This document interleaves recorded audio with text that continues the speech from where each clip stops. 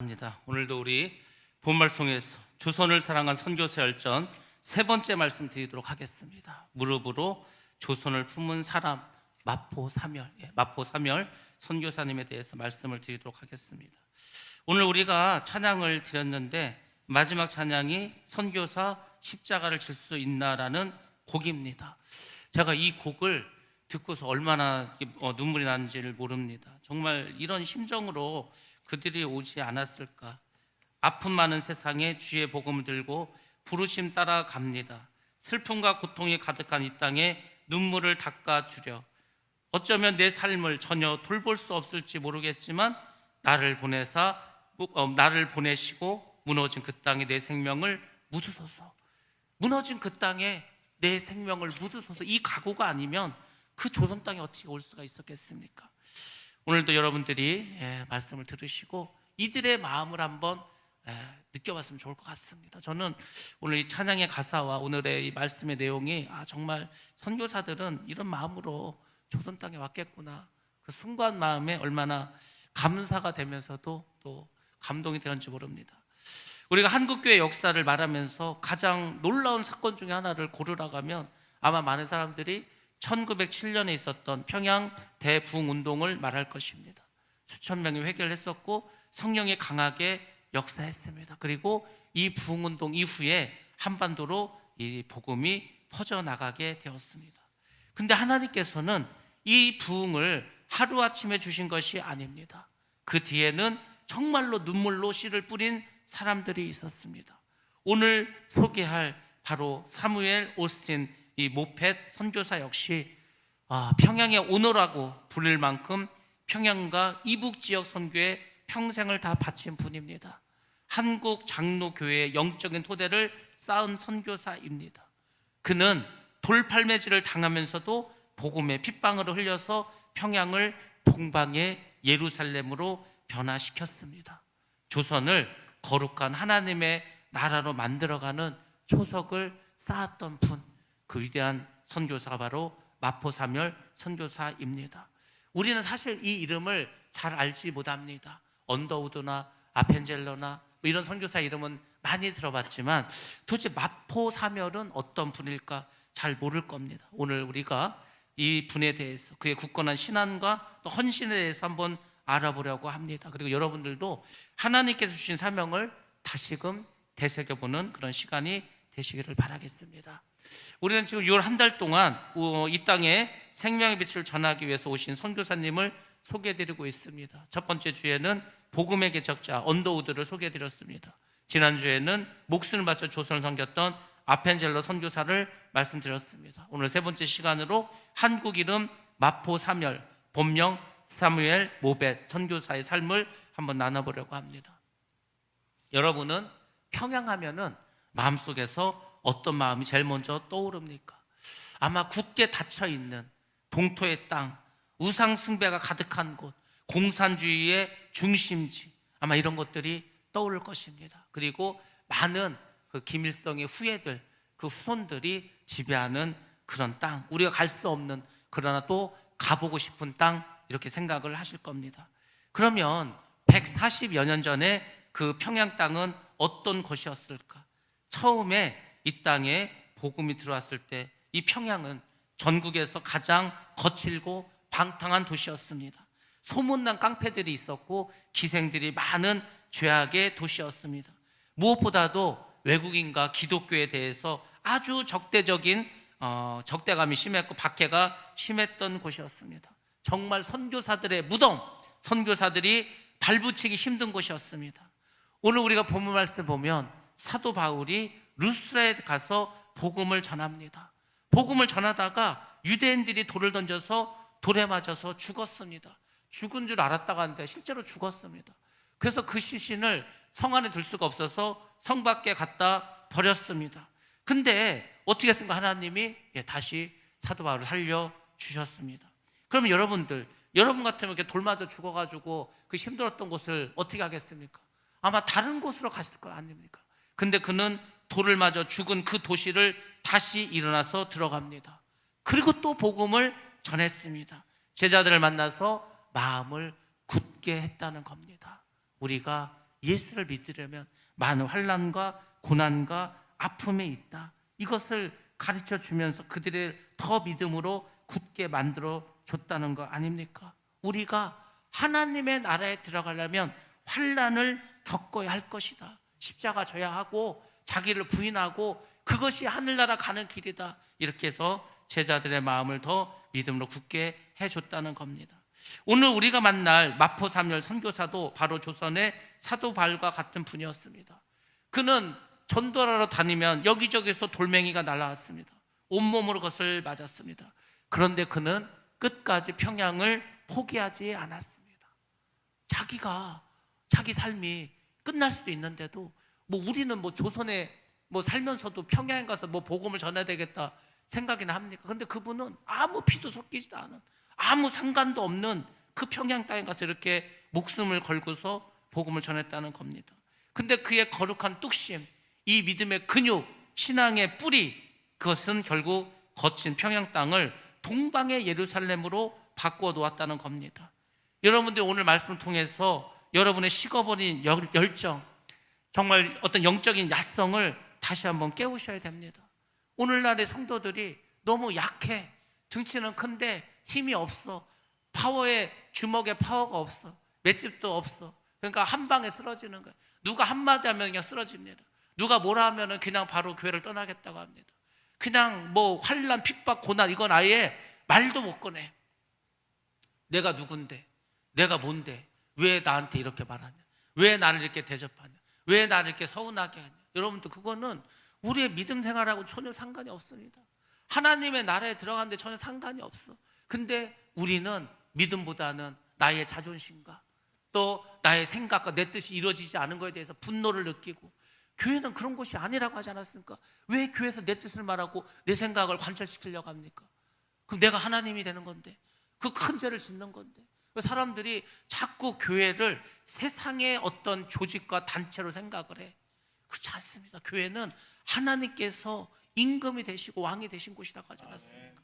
우리는 교회를 이루는 하나의 지체, 여러분 한 사람 한 사람이 교회고, 교회인 우리가 모여서 하늘성 교회를 이루는 거라고 하지 않았습니까? 근데 자꾸 내 주장만 말하고 내 생각만 말하면 안 되는 겁니다. 그거는 신앙생활하는 게 아니죠.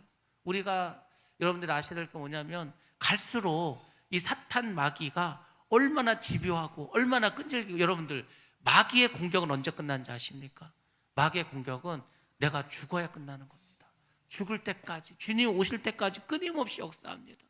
그 영적인 싸움을 하는 우리가 야성이 다 무너지고 어떤 공격 본능이 다 사라지고 이 극복하려는 힘이 없는데, 열정이 없는데 무엇으로 복음을 전하겠습니까? 여러분들이 다시금 일어나셔야 돼. 회복하시고 다시금 믿음으로 일어나야 이 나라는 변화가 될 줄로 믿습니다. 그때 진정한 구원이, 또 그때 부흥 역사가 우리에게 나타날 줄로 믿습니다.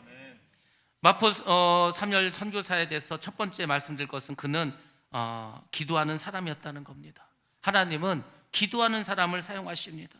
그는 조선을 향한 하나님의 부르심을 기도로 완성한 사람이라는 겁니다. 1864년 그는 미국에서 태어났습니다. 젊은 시절 그는 하나님의 부르심을 받았습니다.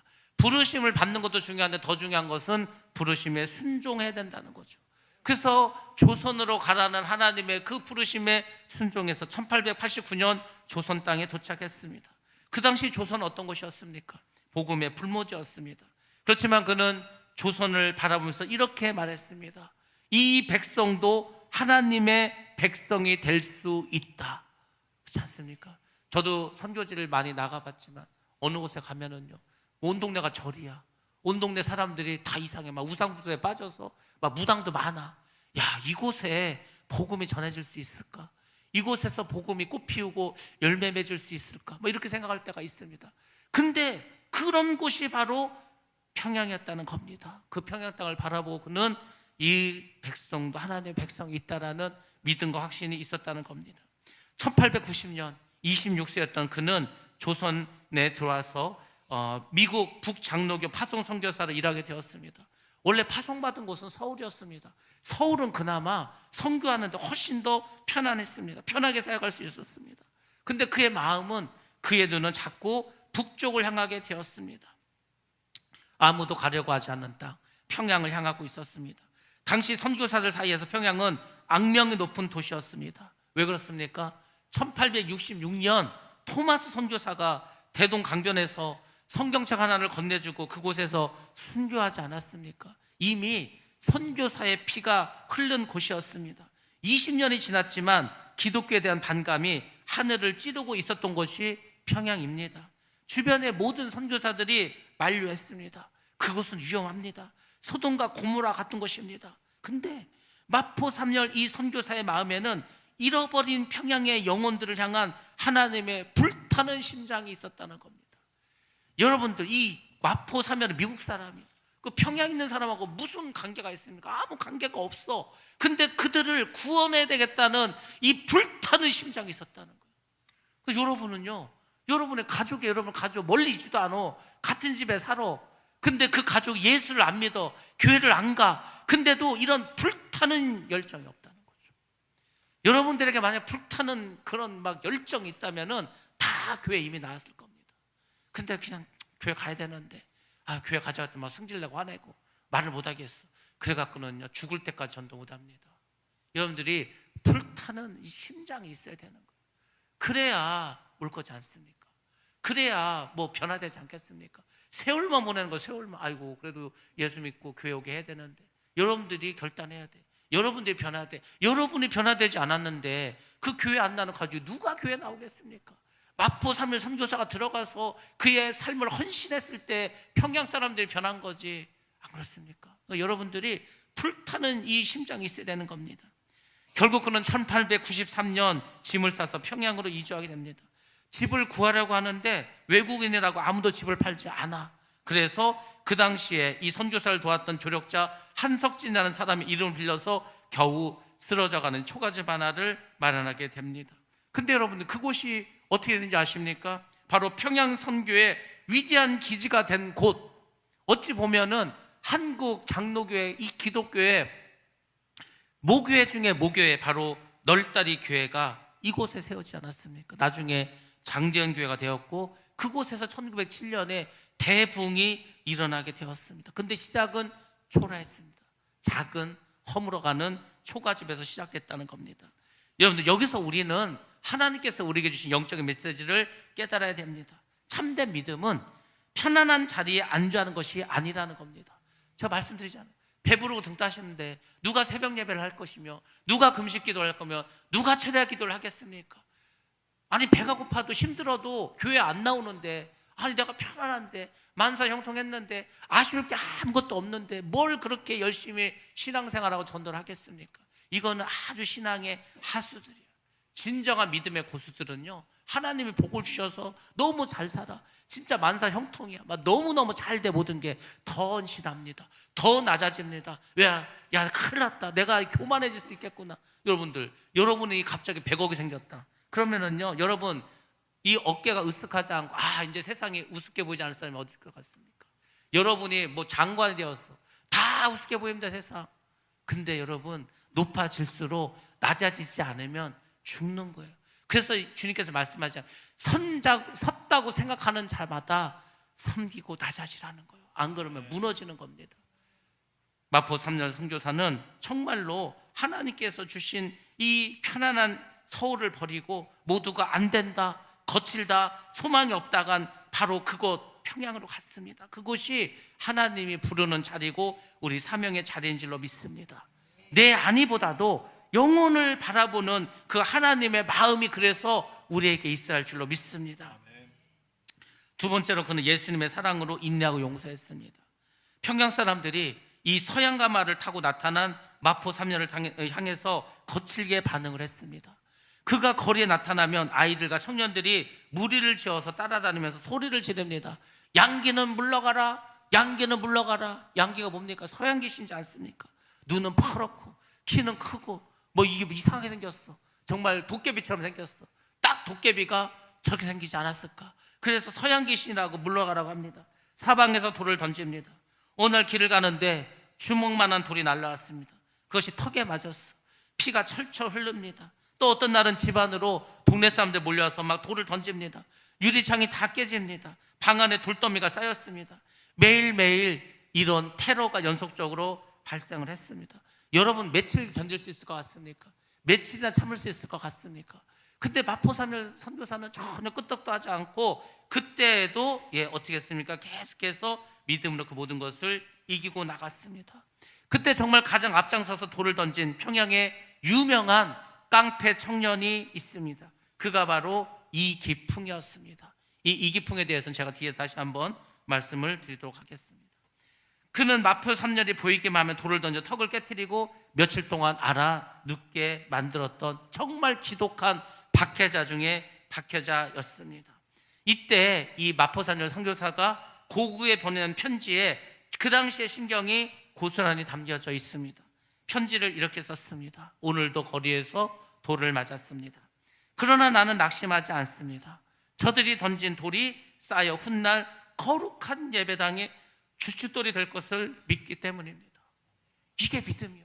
지금은 그 돌이 나를 피나게 하고 나를 아프게 하고 병나게 하지만 그 돌은 결국은 교회를 세우는 주춧돌이 될 것이다. 이게 믿음이지 않습니까? 누가 나를 향해서 돌을 던진다. 그 돌은 나를 더 성장시키고 성숙시키고 그리스도인으로 만들어가는 주춧돌이 될 것이다. 왜 이렇게 생각하지 못하고 그 돌이 나에게 상처를 주고 아픔을 준 것만 생각합니까? 우리는 정말로 믿음이 없어. 너무 믿음이 낮아. 어린아이 같아. 우리 마음이 어린아이 같은데 우리의 삶과 우리 행동이 너무 어린아이 같지 않습니까? 내가 예수를 믿은 지가 40년 50년 넘었는데 평생을 예수를 믿어왔는데 여전히 예수의 마음을 갖지 못하고 여전히 세상의 마음으로 사람의 마음으로 인간의 가치관으로 세상의 가치관으로 그러면서 뻔뻔스럽게 천국 가겠다고 하나님 나라의 백성이라고 그렇게 살고 있지 않습니까? 우리는 정말 하나님 앞에서 나 자신을 돌아봐야 돼. 나는 뭘 잘하고 있는가? 내가 누구에게 돌을 던지기 전에 나는 돌 맞을 짓을 안 했는가? 나는 돌 맞을 짓을 했는데 아직까지 발각만 안 된 것뿐이야. 그렇지 않습니까? 그 사람들 예수님께 간음하다가 현장에서 붙잡힌 자를 데리고 왔어. 그 여자만 가능했습니까? 자기들은 안 합니까?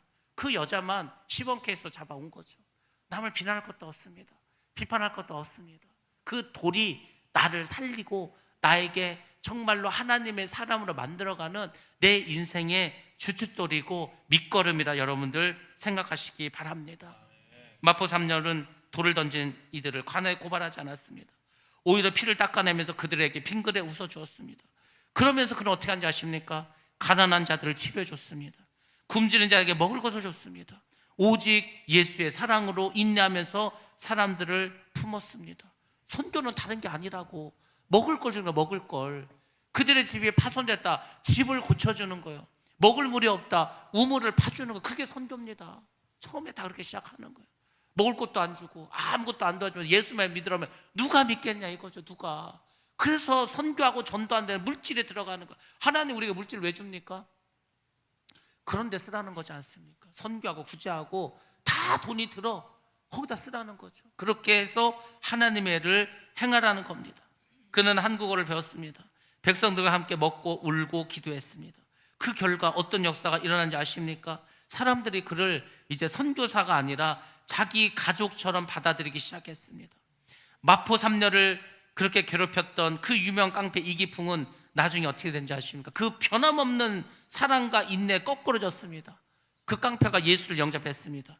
회개했습니다. 그리고 훗날 한국 최초의 7명의 목사들, 평양신학교를 졸업한 7명의 목사 중에 한 사람이 되었습니다. 그가 제주도에 갔습니다. 제주도는 완전히 우상의 도시이지 않습니까? 그곳에서 복음화를 이뤘습니다. 그리고 위대한 선교자가 되었습니다. 하나님은 그렇게 일하십니다. 자, 사진 몇 장 한번 보여드리도록 하겠습니다. 먼저 마포산열 선교사님의 모습이 젊었을 때 모습과 이제 좀 나이가 들었을 때 모습입니다. 또 다음 사진 보여주시기 바랍니다. 예, 이제 일하는 모습이겠죠. 사무실에서 일하는 모습이고요. 또 그 다음 사진 보여드리겠습니다. 가족 사진이죠. 여러분들 저 사진들이 참 하나하나 의미 있는 게 뭐냐면 저 자녀들은 어디가 고향인지 아십니까? 평양이 고향이야. 평양이. 이들이 이제 나이를 들고 다시 다 미국으로 돌아갔죠. 근데 미국으로 돌아갔지만 자기 고향은 평양이야. 어렸을 때 거기서 자랐고 거기서 태어나고 거기서 학교를 다녔어. 그래서 이들이 조선에 대한 사랑을 잊지 않습니다. 하나님 나중에 어떻게 한지 아십니까? 한국에 유교가 터졌습니다. 이제 한국은 다 나라를 뺏겼어. 낙동강 전선만 남았어.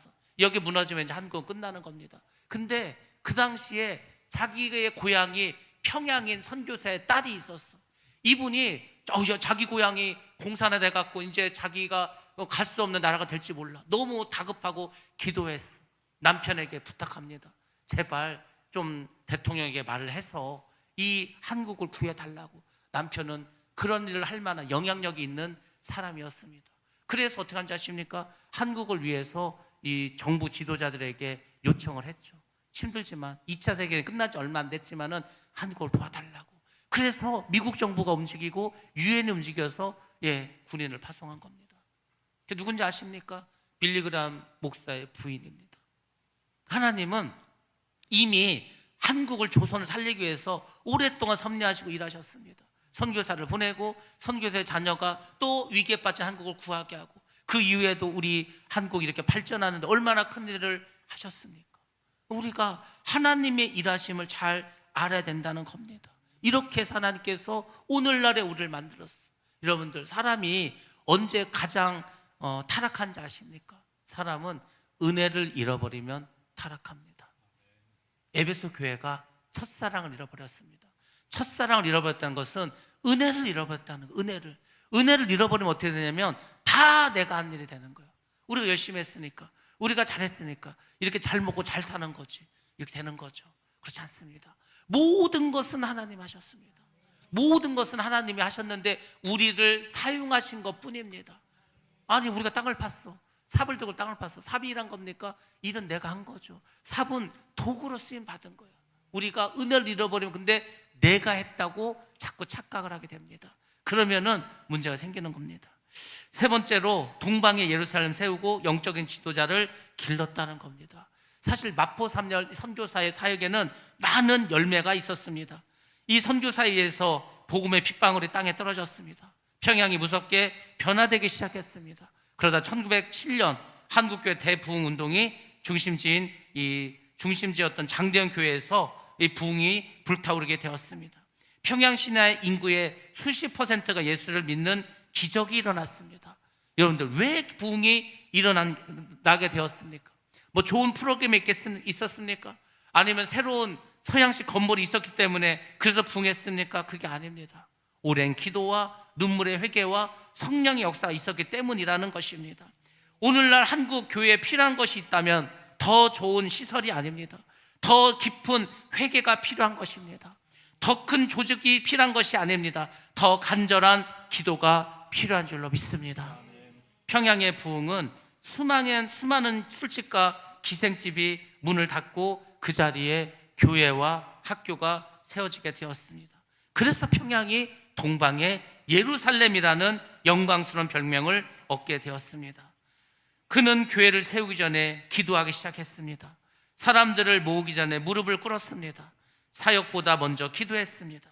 오늘날 우리는 어떻습니까? 방법은 많은데 기도가 적어. 이렇게 해보자, 저렇게도 해보자. 말은 많은데 기도는 적어. 또 계획은 많은데 눈물은 적어. 행사는 많은데 성령 역사는 적어. 저는요, 이게 제일 가슴이 아파. 우리가 어떤 일 하는데, 돈도 많이 투자하는데, 많이 준비했는데 성령께서 역사하지 않아. 열매가 하나도 없습니다. 헛심 쓴 거죠. 얼마나 공허한지 아십니까? 기도하지 않으면, 교회 일을 하는데 기도도 하지 않고 눈물도 흘리지 않고 관심도 없고 그저 그냥 가서 참석만 했다. 아무 일도 벌어지지 않습니다. 간절한 기도와 회개의 기도와 간절함이 묻어날 때 놀라운 역사가 있게 될 줄로 믿습니다. 우리가 가을에 총동원주를 계획 중에 있습니다. 정말 믿지 않는 가족들을 초대해서 그들이 예수 믿는 기적이 일어나도록. 근데 그날이 다가오도록 아무도 기도하지 않고 눈물 흘리며 기도하지 않고 그 믿지 않는 가족을 위해서 내가 정말로 눈물로 기도하지 않는다, 무릎 꿇어 기도하지 않는다, 그날 아무 일도 벌어지지 않을 겁니다. 그저 와서 밥 먹고 그 다음 주에 아무도 안 나올 겁니다. 그런 일이 얼마나 지금 많이 일어나고 있습니까? 여러분들, 그렇게 해서는 부흥이 일어나지 않는다는 겁니다. 항상 우리는 하나님께서 역사하실 수 있도록 기도로 준비할 줄로 믿습니다. 마포 3열 선교사는 우리에게 말씀해 주십니다. 부흥은 무릎에서 시작한다. 하나님은 우리의 재능보다 무릎 꿇는 시간을 더 귀하게 보십니다. 마포 3열이 바로 그런 사람이었습니다. 선교사님은 평양 선교에만 머무르지 않고 또한 미래를 내다보았습니다. 선교사 몇 명이 조선을 변화시키는 것이 아니라 한국 교회를 이끌어갈 영적 지도자는 한국인 스스로가 되어야 된다. 이러한 마음으로 한국인 지도자들이 세워져야 한다고 이제 계속해서 설명을 합니다. 여러분들, 이 생각이 왜 중요한지 아십니까? 한국 교회의 위대한 부흥은 선교사 한 사람으로 이루어진 게 아닙니다. 복음으로 훈련된 지도자들, 목회자들이 있었기 때문에 가능한 줄로 믿습니다. 우리나라에 평양의 신학교가 세워지고 서울에 세워지고 전국적으로 세워지고 또 그래서 한국교회가 부흥했습니다. 우리가 베트남에 또 태국에 신학교를 세워서 그들을 어려운 가운데서도 그렇게 훈련시키고 가르치는 이유가 뭡니까? 우리가 가서 그들에게 복음을 전하는 건 한계가 있습니다. 일단 말도 통하지 않고 문화도 다르고, 근데 그 나라 사람을 복음화 시켜서 그 사람을 지도자로 세우면 그 사람은 많은 열매를 맺을 수 있게 하지 않습니까? 그래서 우리가 신학교를 세우는 겁니다. 교회의 미래는 건물에 있는 것이 아니라 바로 사람에게 있는 것입니다. 다음 세대를 세워야 교회는 유지되고 제자를 세워야 교회는 성장하게 될 줄로 믿습니다. 그는 평양신학교를 설립의 중심 역할을 감당했습니다. 또한 그는 1901년에 자신의 집 거실에서 2명의 학생을 데리고 신학교육을 시작합니다. 이것이 한국 장로교회 목회자의 산실이 된 평양신학교의 시작입니다. 그 평양신학교가 어떻게 됐습니까? 지금 총신대가 되고 장신대가 되지 않았습니까? 그는 평생 동안 널다리거 교회를 통해서 이북 지역에 수백 개의 교회를 개척했습니다. 또 숭실학교를 세워서 많은 인재도 양성했습니다. 그는 조선인들을 지배하려 하지 않았고 철저히 조력자가 되어서 한국인 목회자들을 세우고 그들이 교회를 이끌어 나가도록 격려했습니다. 어떤 선교사들은 현지인들을 무시해. 우리는 우등한 사람이고 너희들은 하등한 사람이다. 근데 그렇게, 아니 미국 사람이 조선 사람 보면은 얼마나 미개해 보였겠습니까? 근데 그러지 않았어. 그들을 도와줬다는 겁니다. 자, 사진 한번 보도록 하겠습니다. 그 사역이 어떻게 이어졌는지. 저 7분이 평양신학교 1회 졸업생들, 저 중에 한 명이 이기훈 목사님이십니다. 다음 사진 보여드리겠습니다. 저렇게 해서 또 장대현 교회 장로님들과 또 선교사의 목사님들이 사진 찍은 것도 있고요. 또 그 다음 보시면 신학교는 저렇게 시작했습니다. 시작은 다 초가집 작은 방에서 저렇게 몇 명 놓고 하는 거죠. 자, 그 다음 보시면 그런 학교가 이제 평양에 저렇게 신학교로 발전을 하게 되었습니다. 그 다음 보시면 저기는 숭실학교죠. 숭실대학이 지금 서울에 있는데 예전에 80년대 대전에 내려와서 한남대하고 이제 합쳐서 숭전대학교가 됐다가 다시 서울로 올라가서 숭실대가 되고 한국 이제 대전에 남은 학교는 이제 한남대학교가 되었죠. 다 선교사들이 세운 학교입니다. 그리고 저렇게 장대학교 성도들 은혜를 받고 예배를 드리면서 하나님의 일을 감당했습니다. 많은 역사가 일어나게 되었습니다. 자, 이렇게 사역을 잘하고 있었는데 1930년대 중반에 일제 신사참배가 강요가 되기 시작됐습니다. 태평양 전쟁을 벌이고 일본이 더 제국주의를 활성화하기 위해서 이제 조선 사람들의 이름을 바꾸게 하고 신사참배를 강요하기 시작했습니다. 그는 단호히 거부했습니다. 하나님 외에 다른 우상에게 절할 수 없다면서 또 아주 중요한 말을 합니다. 숭실학교와 신학교의 문을 스스로 닫을지언정 신앙의 절개를 지키겠다. 여러분들, 이게 답이었습니다. 근데 그때 평양에 있던 그 목사님들 총회를 열어서 뭐라 하겠습니까? 야, 우리가 그래도 교회는 지켜야 되지 않겠냐? 교회를 지키기 위해서 어떻게 해야 되는데, 그 우상을 갖다 놓고 절하고 들어와서 예배드리겠습니다. 그건 정답이 아니죠. 하나님은 그런 식으로 교회를 지키지 않습니다. 그것은 타협입니다. 타협했습니다. 그 타협으로, 그 우상숭배로, 그 신사참배로 평양에 지금도 이렇게 고통 가운데 있지 않습니까? 근데 마포 3열은 내가 스스로 교회 문을 닫고 내가 스스로 학교 문을 닫는 한이 있더라도 우상숭배하지 않겠다는 거예요. 여러분들, 우리는 때로 타협할 수 있습니다. 왜? 타협이 훨씬 편하기 때문에. 우리가 얼마든지 변명할 수도 있습니다. 합리할 수도 있습니다. 근데 하나님 모르겠습니까? 하나님은 우리에게 원하시는 게 제사가 아니에요. 제가 요즘 그걸 많이 깨닫습니다. 하나님은 우리가 뭐 어떤 일을 많이 하고 하나님께 뭘 많이 드리고 하나님께 큰 일을 바라는 거 그거 아닙니다. 하나님은 그것보다 내가 한 일보다 나를 더 사랑하십니다. 하나님 우리가 뭐 하나님께 뭘 엄청 뭘 잘해갖고 이렇게 드리는 것보다 순종하는 걸 원하십니다. 뭐 자기가 하나님을 위해서 뭐 잔뜩 했다고 하고 하나님 말을 안 들어, 그거는 하나님 기뻐하지 않죠. 그래서 순종이 제사보다 낫다는 말을 반드시 기억하셔야 됩니다. 그래서 그는 그렇게 탄압을 받게 되었고 결국 일제 극심한 박해를 받다가 1936년에 노구의 몸을 이끌고 미국으로 추방당하듯이 떠나게 됩니다. 그리고 1939년 그토록 그리워하던 한국 땅을 밟지 못하고 미국에서 하나님의 부르심을 받게 됩니다. 그는 미국에서 눈을 감면서 이렇게 말하죠. 내 뼈를 한국 땅에 묻어달라.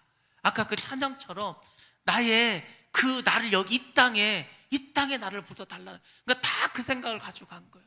내가 선교한 그 땅에 나를 묻어달라고. 그는 미국에 죽었지만은 결국은 2006년에 세상을 떠난 지 67년 만에 그의 유해는 마침내 그가 피와 눈물을 쏟았던 한국 땅으로 돌아왔습니다. 그리고 그의 묘지는 장신대 교정에 안장되어 있습니다. 자, 마포산열 선교사님 묘지를 한번 보도록 하겠습니다. 저곳이 장신대고요. 거기 가면 이렇게 동상이 있습니다. 그리고 또 다음 사진 보시면은 그의 무덤 묘지도 저렇게 안장되어 있습니다. 그러니까 이 땅에 묻어달라는 거예요. 이 땅에. 여러분들이 교회를 섬길 때 그런 마음으로 섬겨야 됩니다. 이곳에 나를 묻어달라고. 그냥 무슨 뭐 왔다 갔다 하는 게 아니라 나의 어떤 사명지, 나의 순교지가 이곳이 되게 해달라고. 그런 열정과 그런 각오가 없이 예수를 믿으니까 서운하다, 어쩌다 그냥 떠나는 거죠. 믿음이 없는 겁니다. 처음부터 믿음이 없었던 겁니다. 하나님을 믿지 않는 겁니다. 우리가 예수를 믿는 게 뭔지를 아직도 본질을 모르는 사람들이 너무나 많다는 거죠. 누가 뭐라고 하는 게 뭐 중요합니까? 누가 죽인다고 하는 것도 뭐 중요하지 않는데 누가 뭐라고 했다, 뭐 그게 하나도 안 중요합니다. 그게 중요한 게 아니고 내가 정말 예수를 위해서 살아가고 있는가, 나는 정말 십자가를 지고 있는가, 이것을 생각해야 된다는 겁니다. 마포 3열 이 선교사의 영성은 기도에 달려 있었습니다. 그는 새벽 기도를 드렸고 또 산에서도 기도했습니다. 성도들과 함께 기도했습니다. 그의 사역의 특징은 5가지를 요약이 됩니다. 그는 겸손한 사람이었고 눈물로 기도했던 사람이고 성령을 의존했던 사람입니다. 말씀 중심이었고 제자 양육에 힘쓴 사람이었습니다. 그의 삶을 통해서 우리가 깨달아야 될 3가지 교훈이 있습니다. 첫 번째, 기도는 모든 부흥의 시작이라는 거죠. 교회가 살아나려면 기도가 살아나야 됩니다. 기도하지 않으면 하나님의 일을 하는 게 아닙니다. 내 일을 하는 거예요. 내 일을. 사람의 일을 하는 겁니다. 반드시 기도를 하고서 하나님의 일을 해야 된다는 겁니다. 두 번째로, 회개 없는 부흥은 없다는 겁니다. 성령은 회개하는 사람에게 역사하십니다. 그래서 가장 중요하고 첫 번째 해야 될 일은 회개라고 하지 않았습니까? 회개라는 것은 여호와께 돌아온다는 거, 여호와께 돌아오는 거예요. 그러니까 여호와께 돌아오는 게 회개입니다. 여호와께 돌아왔으니까 하나님의 뜻대로 살겠다는 거죠. 그게 회개입니다. 그 회개가 있을 때 성령은 역사하십니다. 세 번째로, 사람을 세워야 된다는 겁니다. 마포 3열은 교회를 남긴 것이 아니라 사람을 남겼습니다. 건물을 남긴 게 아니야. 건물은 평양에 있죠. 평양신학교 평양에 있지 뭐 한국에 있습니까? 그렇지만 사람을 남겼기 때문에 그 사람들이 다시 한국에 와서 총신대를 세우고 장신대를 세운 거지 않습니까? 그가 처음 평양에 갈 때 그 누구도 평양이 아시아 복음화의 중심지가 될 것이라고 상상하지 못했습니다. 그러나 돌팔질을 당하면서도 묵묵히 기도의 자리를 지키고 눈물로 복음의 씨앗을 뿌렸던 한 사람의 거룩한 뚝심이 있었기 때문에 오늘날 대한민국의 복음화가 가능하게 된 줄 믿습니다. 오늘 본 말씀에서 사도 바울이 어떻게 했습니까? 잘 보시면은 제자들에게 이렇게 말하죠. 우리가 하나님의 나라에 들어가려면 많은 환난을 겪어야 할 것이다. 오늘날 우리의 신앙은 너무 약해져 있지 않는가? 조금만 자존심이 상해도, 조금만 손해를 봐도, 누군가 내게 비판의 돌멩이를 던지면 쉽게 낙심하고 사명의 자리를 이탈해 버리고 있지는 않습니까? 마포 3열 선교사님이 품었던 그 강력한 복음의 약성을 우리는 다시 회복해야 할 줄로 믿습니다. 낙심하지 않고 묵묵히 믿음의 길을 걸어갈 때 하나님께서는 여러분이 계신 그 거친 가정과 일터를 반드시 거룩한 천국으로 변화시켜 주실 줄로 믿습니다. 일터가 얼마나 복음 전하기 어렵습니까? 가정은 또 얼마나 어렵습니까? 근데 우리가 정말로 믿음의 길을 걸어가면, 낙심하지 않으면 하나님 그것을 다 변화시켜 주실 줄로 믿습니다. 이번 한 주간도 세상의 돌팔매 앞에서 예수의 미소로 승리하는 여러분 되시기를 바라겠습니다. 누가 뭐라 하던 주님을 바라보시기 바랍니다. 하나님 함께 하시고 힘 주실 줄로 믿습니다. 그때 진정한 성장과 부흥이 우리에게 있을 줄로 믿습니다. 마포 3열의 그 놀라운 사랑과 헌신과 용기와 그리고 인내가 우리 모두에게 임하시기를 주님의 이름으로 축원합니다. 기도하겠습니다.